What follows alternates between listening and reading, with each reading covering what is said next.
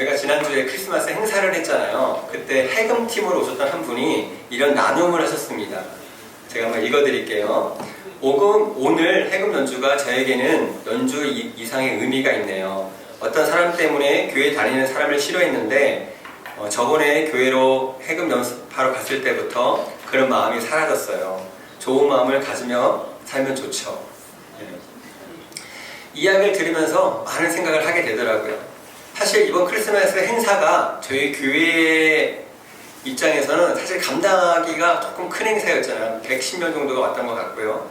아까 목사님이 얘기하셨던 것처럼 우리 교회 역사상 어쩌면 가장 많은 분들이 교회를 찾은 자리였는지 모르겠습니다. 또 교회 입장에서도 또 이렇게 믿지 않은 분들이 참여를 하기 때문에 양보해야 될 것이 굉장히 많았고, 또한 많은 분들을 초청했기 때문에 적지 않은 예산을 저희가 써야 됐습니다. 하지만 한 사람이라도 이런 마음을 갖게 됐다면, 그분이 비록 교회에 나오지는 않지만 그래도 이런 마음을 갖게 됐다면 이것으로 우리가 충분한 일을 하지 않았나 생각합니다.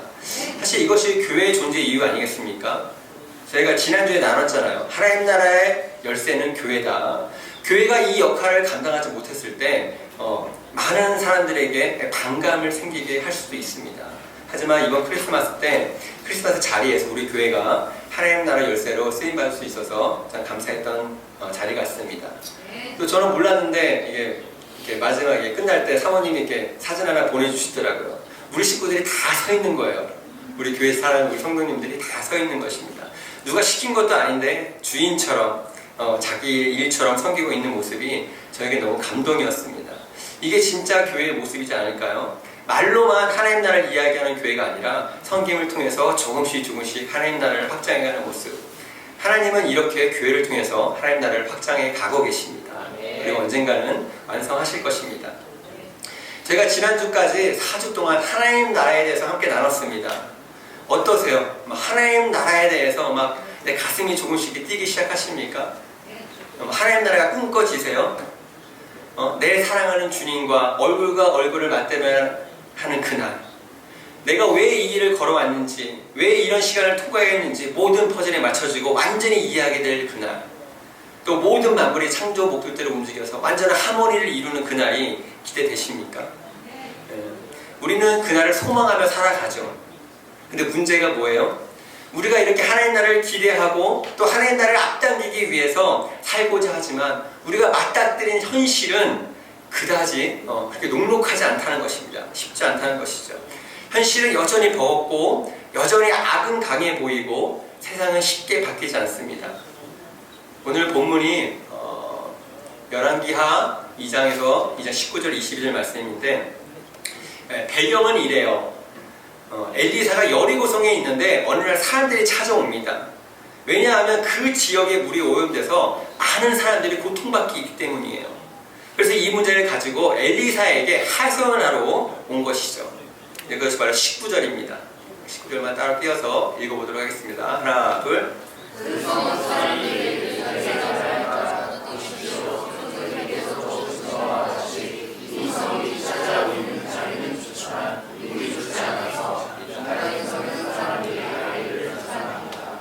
이 성읍이 차지하고 있는 자리는 좋지만 물이 좋지 않아서, 오늘 제목이죠. 저는 이 표현이 계속 이게 마음에 남더라고요.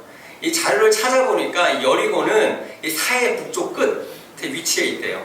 그리고 그 주변은 오아시스, 사해 다녀오셔가지고 잘 아시죠? 네. 주변은 오아시스 지역으로 불릴 만큼 샘들이 많이 솟아나는 지역이라고 합니다. 그래서 물이 풍성한 곳이었고 그 샘들이 지역 사람들에게 물을 공급해주는 그런 곳이었습니다. 그런데 지금 이 지역 사람들에게 문제가 뭐예요? 물이 없는 게 아니에요. 물은 풍성한데 그 물이 오염되어 있다는 것입니다. 그래서 성경은 그 상황을 이렇게 표현합니다. 자리는 좋지만 물이 좋지 않아서. 제가 이 표현을 왜 계속 묵상하게 되었을까요? 이 표현이 현재 이 깨어진 이 세상 나라의 모습 같아요. 그리고 지금 우리가 살고 있는 이 시대를 너무나 잘 설명해 주는 것 같습니다. 지금 우리가 살고 있는 시대는 얼마나 자리가 좋은 시대입니까? 기술이 얼마나 발달했습니까? 핸드폰 다 있으시잖아요. 불과 20년, 30년 전만 해도 상상하지 못했던 일입니다. 그때 기준으로 보면 지금 우리는 우리 손에 집 한 채만한 컴퓨터를 들고 다니는 겁니다. 핸드폰으로 할 수 있는 일들이 얼마나 많이 있습니까? 예. 지구 반대편에서 일어나는 일들을 지금 당장 검색해서 알 수도 있고요. 사진부터 영상까지 못하는 것들이 없습니다. 핸드폰만 있으면 하루 종일 우리가 즐기면서 우리가 시간을 보낼 수도 있습니다. 자료는 또 얼마나 많이 저장할 수 있습니까? 256 잘 쓰시죠? 512, 1테라, 2테라. 책으로 치면 수십만 권의 책을 손에 들고 다니는 것입니다. 이전엔 정말 상상도 할 수 없었던 일입니다. 2005년도에 제가 서안에 갔을 때 그때는 한국에 전화하려면 국제 전화가 있는 곳을 찾아가야 됐어요. 그리고 그 사람에게 번호를 불러주고 그 사람을 연결해 줘야 하지만 한국에 전화할 수 있습니다. 그래서 한 달에 한 번 정도 한국과 통화를 했던 기억이 납니다. 지금은 어때요? 카톡이나 메신저를 통해서 너무나 쉽게 영상통화를 할 수 있는 시대입니다. 얼마나 자리가 좋은 시대입니까? 자동차도 보세요. 자율주행 시대잖아요. 이제 준비가 다 되었다고 하더라고요. 며칠 전 기사를 보니까 성남에서는 내년부터 자율주행 버스가 시범 운영된다고 하더라고요. 사실 영화에서 보던 장면 아닙니까? 차가 로봇으로 움직이는 키트 아시죠? 키트. 고개 끄덕이시는 분들은 저와 비슷한 연배이실 것입니다. 운전할 수 있는 엄마가 필요 없어진 시대가 되었습니다. 무인 자동차가 움직이는 시대가 된 것이죠. 또 AI 시대잖아요. 글도 쓰고 그림도 쓰고 음악도 만들고 질문까지 대답해 주는 시대. 사람이 몇 시간 며칠 걸려서 하던 일들을 단 몇 초 만에 그 일을 처리해 버립니다. 정말 못하는 게 없는 시대처럼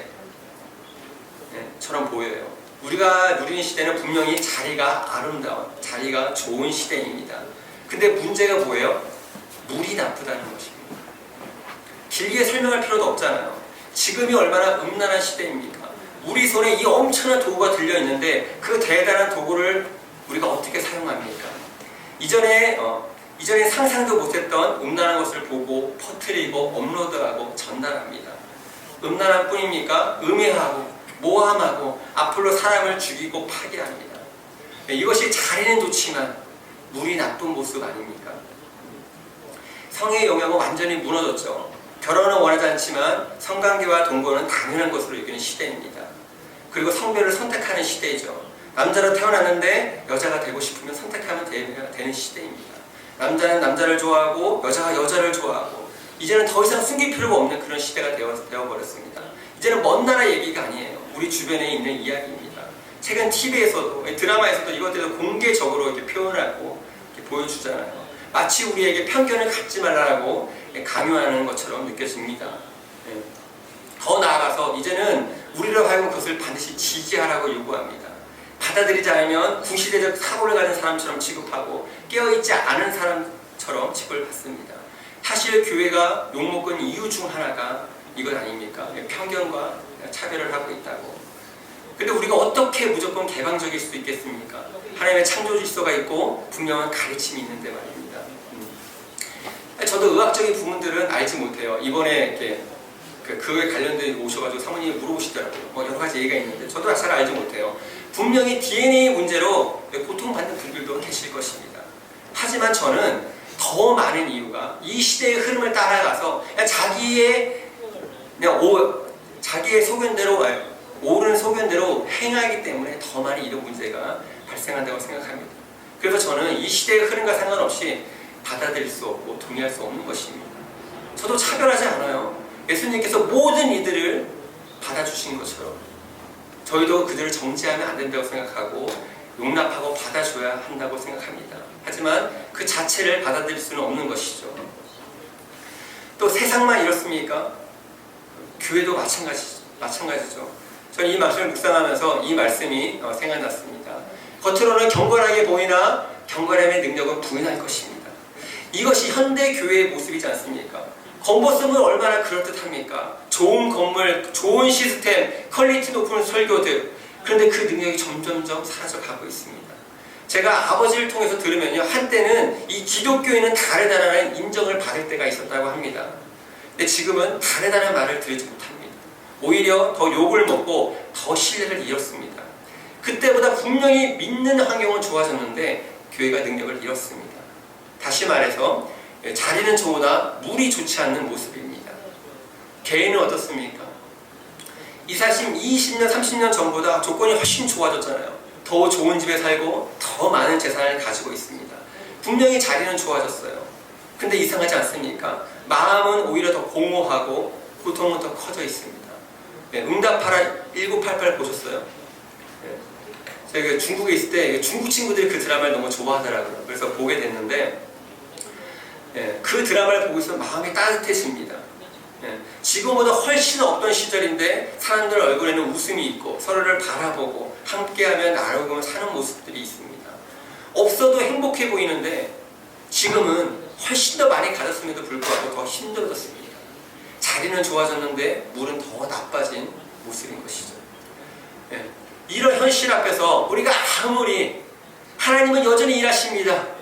하나님은 하나님 나라를 반드시 완성할 것입니다. 라고 외치지만 이 현실 앞에서 우리는 여전히 좌절하고 낙심하고 하나님 나라는 도저히 이루어질 것 같아 아닐 것 같이 보입니다. 그래서 질문하게 되죠. 하나님 나라가 과연 완성될 것인가? 도대체 하나님 나라를 어떻게 완성할 것인가?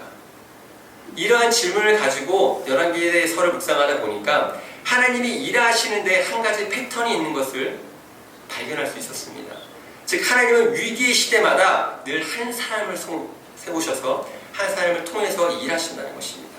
이 대표적인 것이 열왕기 하 6장이잖아요.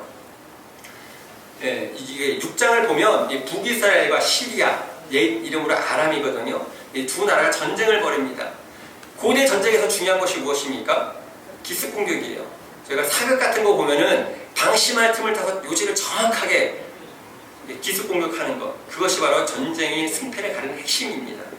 그래서 시리아 왕 베나닷도 그렇게 준비를 했습니다. 근데 이상한 일이 벌어져요. 기습 공격에 번번이 실패하는 것입니다. 이 베나닷의 입장에서 얼마나 답답했겠습니까? 그래서 이렇게 생각합니다. 이스라엘 정보력이 이렇게 뛰어난가? 아니면 우리 안에 이 첩자가 있는 것 아닌가? 이 배신자가 있는 것 아닌가? 그렇게 생각합니다. 그때 한 신하가 이렇게 얘기합니다. 높으신 임금님, 그런 것이 아닙니다. 이스라엘은 엘리사라는 예언자가 있어서 임금님께서 침실에서 은밀히 하시는 말씀까지도 다 알아서 일일이 이스라엘 왕에게 알려줍니다. 이게 무슨 말이에요? 이스라엘이 시리아 공격을 막아낼 수 있었던 이유는 군사력이 강해서도 아니고요, 정보력이 강해서도 아니고요, 내부에 간첩을 심어놔서도 아닌 것입니다. 그 나라의 한 사람, 하나님이 세우신 한 사람 엘리사가 있었기 때문에 승리할 수 있었던 것입니다. 놀랍지 않으세요? 한 사람의 존재가 이 나라의 운명을 바꾸고 있는 것이죠.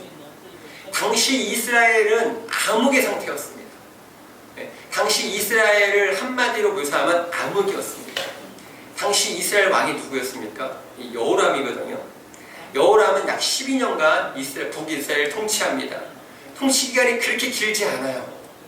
그런데 그 짧은 기간 동안에 무려 3번의 전쟁이 일어납니다.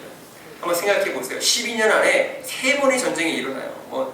정세가 얼마나 불안했겠습니까? 또 그게 끝이 아닙니다. 이 본문의 배경을 보면 지금 시리아 왕이 이게 북이스라엘을 이렇게 포위했습니다. 사마리아 성을 이렇게 포위했습니다. 성 안에 먹을 것이 아무것도 없어요. 그래서 어떤 일이 벌어집니까? 오늘은 내 아들을 잡아서 같이 먹고 내일은 내 아들을 잡아서 같이 먹도록 하자. 사람이 사람 되기를 포기하는 상황까지 가게 된 것입니다. 이것이 바로 당시 이스라엘의 상태, 완전히 무너진, 도저히 돌이킬 수 없어 보이는 위기의 상태였습니다. 바로 그 시기에 하나님이 세우신 선지자가, 하나님이 세우신 한 사람이 바로 엘리사였던 것이죠. 열왕기서를 계속 하서를 읽다 보면 엘리사의 이야기가 계속 나옵니다. 특별히 그가 일으킨 기적들이 나오는데, 이것은 단순히 엘리사가 많은 기적을 일으켰다, 엘리사가 이런 능력 있는 선지자다라고 얘기하는 것이 아니라 이유가 있다는 것이죠. 엘리사가 일으킨 그 기적의 수가 12가지입니다. 학자들은 이것이 우연이 아니라고 얘기합니다. 12년 통치, 12가지 기적, 즉 이것이 이스라엘 12지파를 상징한다는 것입니다. 즉 이 기적들은 당시 이스라엘의 상태를 상징적으로 보여주는 장면들이라는 것입니다. 그리고 엘리사는 그 절망의 한복판에서 하나님의 대안이었던 것입니다. 하나님이 이렇게 위기 때마다 한 사람을 세우시고 그 사람을 통해서 일하십니다. 이것이 바로 하나님이 이 시대를 하나님이 세상을 회복하시는 방법이었습니다. 그렇다면 어떤 사람일까요? 하나님은 이 시대에 한 사람을 세우셔서 세상을 회복하세요. 그럼 도대체 어떤 사람일까요? 당연히 엘리사와 같은 사람이겠죠. 그러면 엘리사는 어떤 사람입니까? 2장 9절 함께 읽겠습니다. 하나, 둘.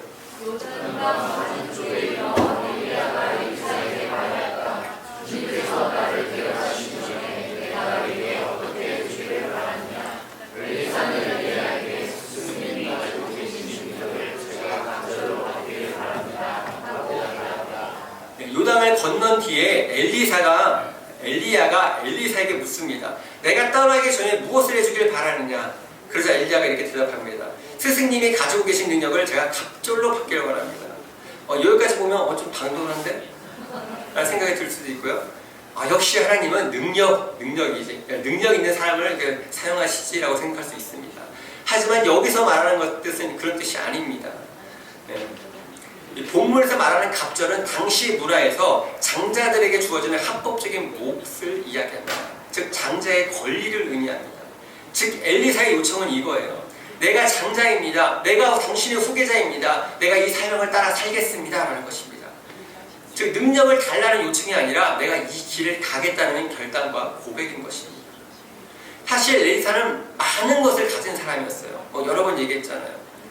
24마리의 소로 밭을 갈던 사람입니다. 한번 생각해 보셨어요? 24마리의 소로 밭을 간다. 그럼 밭이 얼마나 컸겠어요? 그리고 밭을 갈던 종들도 있었겠죠. 그 정도면 아마 중소회사의 사장 정도 되지 않았을까 생각합니다. 하지만 그는 거기에 미련을 두지 않았습니다. 열왕기상 19장 21절에 보면 엘리사는 그 소들을 다 잡아서 이웃에게 나눕니다. 그리고 그것도 부족해서 소가 매던 기구까지 다 태워버립니다. 그리고 곧바로 엘리야를 따라 나섭니다. 이 행동이 무엇을 의미합니까? 다시는 돌아오지 않겠다는 것입니다. 이전의 삶으로 돌아가는 것을 완전히 끊어버리겠다는 것입니다. 즉 이것은 단순한 결단이 아니라 소속의 바뀌었음을 보여주는 행동입니다. 엘리사는 세상 나라의 가치에 완전히 돌아서서 하나님 나라의 통치 안으로 들어가 살겠다라고 선언한 것입니다. 하나님은 바로 이런 사람을 통해서 일하십니다. 소속이 바뀐 사람, 통치권이 바뀐 사람, 세상 나라가 아니라 하나님 나라에 속해 사는 사람을 통해서 일하시는 것입니다. 그렇다면 우리는 어떤가요? 우리의 소속이, 우리의 통치권이 바뀌었습니까? 아니면 여전히 세상 나라의 기준 속에 살면서 입으로만 하나님 나라를 말하고 있지 않습니까? 엘리사의 고백은 거창한 결단이 아닙니다. 내 삶의 주인이 누구신가를 분명히 하는 고백입니다. 하나님은 오늘도 우리에게 묻고 계십니다. 너는 어느 나라에 속해 있느냐? 지금 너의 삶은 누구의 통치 아래에 있느냐? 하나님은 지금도 하나님 나라에 속하기로 결단한 한 사람을 통해서 이 시대 가운데 일하고 계십니다. 그렇다면 한 가지 질문이 더 생겨요. 이제 알겠어요. 하나님이 소속이 바뀐, 통치권이 바뀐 하나님 나라에 속한 그 한 사람을 통해서 이 땅을 회복하시는데 그럼 도대체 어떻게 회복하시냐는 것이죠. 우리가 늘 얘기하잖아요. 하나님이 이 땅을 회복하실 것입니다. 더 중요한 것은 어떻게 회복하실 것이라는 것이잖아요. 제가 오늘 이렇게 본문을 묵상하면서 그 질문의 답을 묵상하게 되었습니다. 저는 이 본문 속에서 엘리야가 제안하고 있는 그 방법들이 하나님께서 이 세상을 회복하시는 방법 중에 하나가 아닐까라고 생각합니다. 그래서 오늘은 그것을 좀 나눠보려고 하는데요. 먼저 20절입니다. 함께 읽겠습니다. 하나, 둘. 그러자 그는 새 계절의 소금을 좀 담아 가지고 오라고 하였다. 그들이 그것을 가져오니 엘리사가 이 깨어진 세상을 회복하기 위해서 가장 먼저 제시한 처방이 무엇입니까? 새 그릇, 새 대접에 소금을 담아오라는 것입니다. 그렇다면 소금이 뭐예요? 레위기 2장 13절에 보면 소금은 제사 드릴 때 사용되는 재료입니다. 특별히 하나님께 정결하게 드려질 때 또한 언약을 맺을 때 이 소금을 사용하게 됩니다. 즉 하나님께 속했음을 드러내는 이렇게 언약의 표시인 것이죠. 근데 중요한 것은 엘리사가 이 소금을 어디에 담아오라고 합니까? 네, 새 그릇에 담아오라고 하죠. 이 말이 무슨 뜻입니까? 하나님께 속한 사람에게 요구되는 것은 단순히 소속이 바뀌었다는 선언이 아니라 그 소속을 담아내는 삶 자체가 새로워져야 한다는 것입니다. 저는 이 말씀을 보면서 디모데 후서 말씀이 생각나는데요.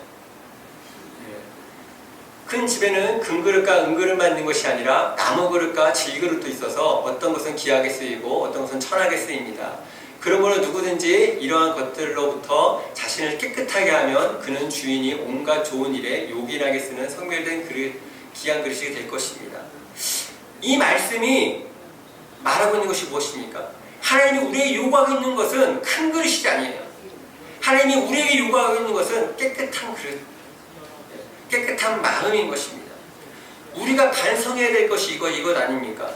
우리가 그동안 무엇을 추구해 왔습니까? 초등학교 때부터 시작해서 계속 듣는 말이 무엇입니까? 좋은 대학 가야지. 좋은 대학 가야 큰 사람이 될 수 있어. 이것에 집중해 왔습니다. 사실 이게 나쁜 건 아니잖아요. 근데 문제는 순서입니다. 먼저 깨끗한 그릇이 되고 다음에 큰 그릇이 되어야 되는데 우리는 큰 그릇만 추구해 왔습니다. 그래서 어떻게 되었습니까? 크게 되기만 하면, 높이 올라가기만 하면 깨끗하든 말든 상관없는 세상이 되어버렸습니다. 제가 이전에 중고등부 사역할 때 이런 모습을 참 자주 보았습니다. 고3만 되면 아이들이 교회에서 점점 멀어집니다. 왜요? 부모님들이 이렇게 얘기한다는 것입니다. 먼저 공부해라. 먼저 좋은 대학에 가라. 교회는 대학 들어가서 다녀도 늦지 않아. 그 안에는 장로님들 자녀도 있었고요. 심지어 목사님들 자녀도 있었습니다. 목사님 가정 안에서도 대학에 들어가 큰 사람이 되는 것이 신앙보다 더 중요해지는 순간들이 있는 것이죠. 근데 문제가 뭐예요? 이렇게 성장한 아이들이 나중에 교회에 남게 됩니까? 쉽지 않아 보입니다. 그래서 중요한 것이 무엇입니까? 큰 그릇이 되기 전에 깨끗한 그릇이 되는 것입니다. 엘리사 시대에 엘리사 이 위기의 시대에 하나님이 가장 먼저 제시한 회복 방식이 바로 이것이었습니다. 우리는 하나님이 이 세상을 심판하시고 그 심판을 통해서 이 세상을 바꾸실 것이라고 기대했죠. 하지만 하나님의 방법은 그것이 아니라는 것이죠. 하나님은 심판을 통해서 회복하시는 분이 아니시라 먼저 나를 변화시키는 분이십니다. 우리를 먼저 깨끗한 그릇이 되기를 원하신다는 것이죠. 그리고 그 한 사람을 통해서 이 세상을 회복해 가신다는 것입니다. 지금은 위기의 시대입니다. 오염된 시대예요. 음란의 시대입니다. 전 세계가 네트워크로 연결되어 있어서 막을 방법이 없어 보입니다. 대안이 무엇입니까? 제도를 바꾼다고 그것이 해결될까요? 시스템을 손본다고 해서 해결될까요? 아니요. 깨끗한 그릇이 되는 것. 이거 외에는 이 세상을 이길 수 있는 방법이 없습니다. 그래서 다윗이 죽기 전에 솔로몬에게 마지막으로 남긴 말이 무엇입니까? 주님께서 전에 나에게 내 자손이 내 앞에서 마음과 정성을 다 기울여서 제 길을 성실히 걸으면 이스라엘 임금 자리에 오를 사람이 너에게서 끊어지지 않을 것이다. 다윗은 죽어가면서 솔로몬에게 마지막 남긴 말이 큰 왕이 되라고 얘기하지 않았습니다. 능력 있는 통치자가 되라고 얘기하지 않았습니다. 하나님 앞에서 진실하게 행하라고 얘기했습니다. 이것이 바로 우리가 깨끗한 그릇이 되어야 하는 이유인 것입니다. 두 번째, 하나님이 세상을 회복시키시는 방법 21절입니다. 엘리사는 물이 근원이 있는 곳으로 가서 엘리사가 어디로 갑니까? 물이 근원이 있는 곳으로 갑니다. 이 말은 무슨 뜻입니까? 엘리사가 문제가 드러난 그 자리에만 머물리지 않았다는 것이에요. 겉으로 나타난 형상에만 다루지 않고 문제가 시작되는 근원으로 나아갔다는 것입니다. 제가 이것을 묵상하면서 책 한 권이 떠올랐는데 업스트림이라는 책입니다. 이 업스트림은 상류라는 뜻이에요. 상류, 하류, 상류할 때 상류라는 뜻입니다. 이 책은 이런 질문을 던집니다. 당신이 문제를 만났을 때 하류에서 문제를 막는데 급할 것입니까? 아니면 상류로 올라가 문제의 근원을 해결할 것입니까? 그러면서 이제 이런 내용이 나와요. 한 사람이 친구와 함께 강가로 소풍을 갑니다. 근데 갑자기 살려주세요라는 외침과 함께 아이가 막 강물에서 떠내려옵니다. 그래서 강물에 뛰어들어서 그 아이를 구합니다. 근데 또 하나님 또 떠내려와요. 또 구하죠. 그리고 또 떠내려와요. 이제는 두 사람이 힘으로 감당이 안 되는 상황이 됩니다. 그때 한 친구가 얘기합니다. 나는 상류로 가겠다. 상류로 가서 이 아이를 물에 던지는 그 사람을 잡아야겠다. 그러면서 묻습니다. 당신은 어디로 가겠습니까? 하류에서 계속 건져내실 것입니까? 아니면 상류에 올라가 문제의 근원을 해결하시겠습니까? 뭐 이런 내용입니다. 오늘 본문이 바로 이런 것입니다. 엘리사는 하루에만 머물지 않았어요. 문제가 시작된 물의 근원으로 올라갔습니다. 회복은 언제나 이 근원에서부터 시작됩니다. 그렇다면 이 세상 문제의 근원이 어디 있을까요? 환경일 수도 있고요, 뭐 제도일 수도 있고 시대의 문제일 수도 있습니다. 여러 가지 복합적인 문제가 얽혀 있는 것도 사실입니다. 저는 마태복음 7장이 생각났습니다. 제가 이렇게 반대로 적었네요. 20절, 또 그들에게 말씀하셨다. 사람에게서 나오는 것, 그것이 사람을 더럽힌다. 나쁜 생각은 사람의 마음에서 나오는데 곧 음행과 도둑질과 살인과 간음과 탐욕과 악의와 사기와 방탕과 악한 시선과 모독과 교만함과 어리석음이다. 이런 악한 것이 모두 속에서 나와서 사람을 더럽힌다. 이 세상의 모든 문제가 어디서 나와요? 사람 안에서 나옵니다. 이 세상의 모든 악들, 음행들, 그것이 바로 우리 안에서 나온다는 것입니다. 우리 삶에 문제가 있습니까? 개인 관계에서 반복적으로 갈등이 생깁니까? 우리 직장에서, 내 삶에서 문제가 계속 발생합니까? 그 근원지가 어디입니까? 업스트림이 어디입니까? 바로 내 안인 것입니다. 하나님과의 관계가 깨어진 내 안에서 그것이 시작되는 것입니다. 우리는 이게 하나님의 계획을 알았잖아요. 사주를 통해서 하나님 나라에 대해서 보았습니다. 하나님이 그리고 여전히 살아계셔서 그 하나님 나라에서 완성해 가신다는 것에 대해서 우리가 보았습니다. 그럼 어떻게 생각해요? 세상이 변할 것이라 생각합니다. 그런데요, 세상은 변하지 않죠. 지난 4주 후에 하나님 나라를 꿈꿨지만 여러분들이 닥치는 환경과 상황들이 조금이라도 변했습니까? 변하지 않아요. 그렇다면 우리는 어떻게 합니까? 절망하죠. 낙심하죠. 그 설교는 설교고 이론은 이론이고 이 세상은 이 세상이다 라고 그렇게 생각하게 됩니다. 근데 우리가 계속 놓치는 것이 무엇입니까? 하나님이 세상을 바꾸는 방식은 세상을 먼저 바꾸시는 것이 아니라 나를 먼저 바꾸신다는 것입니다. 성경은 이렇게 이야기합니다. 내가 변하면, 내 안에 근원이 바뀌면 그때부터 모든 것이 변하기 시작한다. 모든 문제의 근원은 결국 나 자신인 것입니다. 이혼, 얼마 전에 제가 프로그램을 봤는데 이혼 위기에 놓인 부부들이 상담을 받는 프로그램이었던 것 같습니다. 이 상담 초반에 공통적으로 나오는 말이 무엇인지 아십니까? 저 사람이 문제입니다. 저 사람이 바뀌면 우리의 관계가 계속 지속될 수 있습니다라는 것입니다. 근데 상담이 깊어질수록 발견되는 사실이 무엇입니까? 회복의 출발점은 상대방이 바뀌는 데 있지 않다는 거예요. 내가 바뀌는 데 있다는 것입니다. 우리가 정말 은혜를 경험하면 이 사실을 깨닫게 됩니다. 그래서 결국 내가 바뀌게 되는 것이죠. 이사야가 그랬잖아요. 이사야가 은혜를 경험한 뒤에 어떻게 고백합니까? 재앙이 나에게 닥치겠구나. 이제 나는 죽게 되었구나. 나는 이슬이 부정한 사람인데 이슬이 부정한 백성 가운데 살고 있으면서 왕이신 만군의 주님을 만나게 됐다니. 이 배경이 뭐냐면 지금 이사야가 환상을 봤습니다. 주님이 보좌에 앉아 계시고 천사들이 찬양하는 게 환상이었어요. 이런 압도적인 순간에 이사야가 가장 먼저 고백한 것이 무엇입니까? 시대를 비판하는 것도 아니고요, 환경을 탓하는 말도 아닙니다. 내가 부정합니다. 내가 문제입니다. 이것이 바로 은혜를 경험한 사람들의 반응입니다. 은혜는 세상을 고치지 않습니다. 나를 먼저 고칩니다. 십자가는 세상을 단번에 바꾸는 도구가 아니라 나를 변화시키는 능력입니다.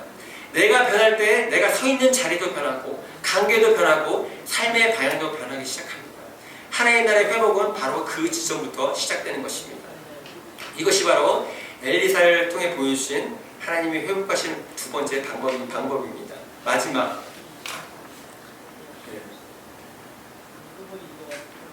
21절 다시 한번 볼까요? 지금 무슨 의미입니까? 엘리사가 소금을 준비시켰죠. 그리고 또 문제의 근원으로 가서 소금을 뿌렸습니다. 그런데 정작 무엇이라고 합니까? 주님께서 이렇게 말씀하신다. 내가 이불을 맑게 고쳐놓았으니. 결국 뭐예요? 하나님이 고치신다는 거예요. 하나님이 회복하신다는 것입니다.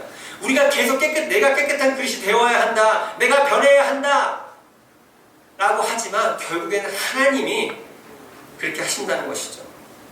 출애굽 15장에 보면 오늘 배경과 비슷한 내용들이 나와요. 이스라엘 백성들이 홍해를 이제 각 건넙니다. 그리고 처음으로 맞이한 위기가 있는데 그 위기가 무엇입니까? 물이 없어요. 아니, 물은 있어요. 근데 마실 수 없는 물입니다. 마라의 쓴물이죠. 오늘 상황과 똑같은 상황입니다. 그때 하나님이 어떻게 하세요? 한 나무를 물에 던지게 하십니다. 그러자 이제 쓴물이 단물로 변합니다. 그리고 말씀하시죠. 나는 너희를 치료하는 하나님이다 라고 말씀하십니다.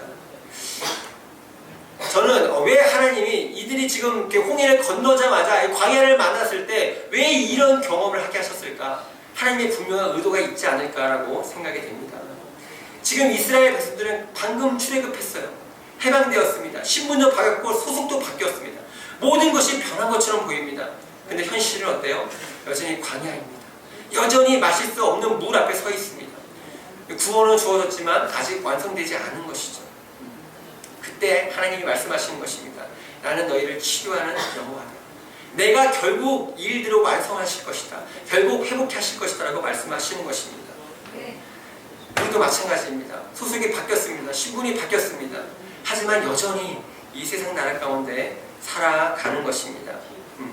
그래서 우리는 우리 힘으로 내가 깨끗한 그릇이 되는 것이 아니라 내가 변화되는 것이 아니라 결국에는 하나님이 하신다는 것입니다. 하나님이 나를 성숙케 하고 나를 점점 성결케 하고 나를 변화시켜 결국에는 완성시키신다는 것입니다. 그럼 우리가 할 일은 무엇입니까? 하나님을 바라보는 것이죠. 하나님께 부르짖는 것이죠. 이 모세가 이 마라의 쓴물 이 문제를 만났을 때 모세가 한 것이 무엇입니까? 백성들은 환경을 탓하시오.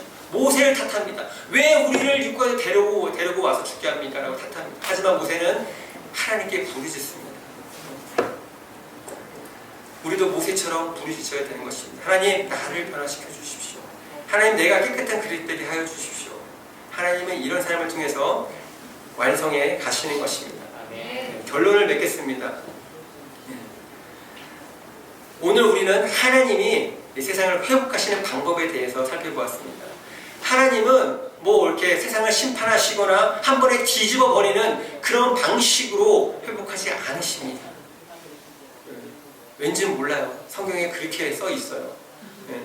하나님은 언제나 한 사람을 부르시고 그 사람을 새 그릇으로 빚으시고 그 마음의 근원을 고치셔서 그 사람의 삶을 통해서 세상을 회복해 가십니다. 그리고 하나님은 이 방법으로 결국엔 완성하실 것입니다. 그래서 우리는 하나님 앞에 먼저 깨끗한 그릇이 되어야 됩니다. 환경이 바뀌기를 기다리기보다 관계가 달라지기를 요구하기보다 내가 서 있는 자리에서 내 인간관계 속에서 내가 먼저 변해야 됩니다. 바로 그때 내가 서 있는 그 자리가 하나님 나라가 될 것입니다. 우리 같이 기도하시겠습니다.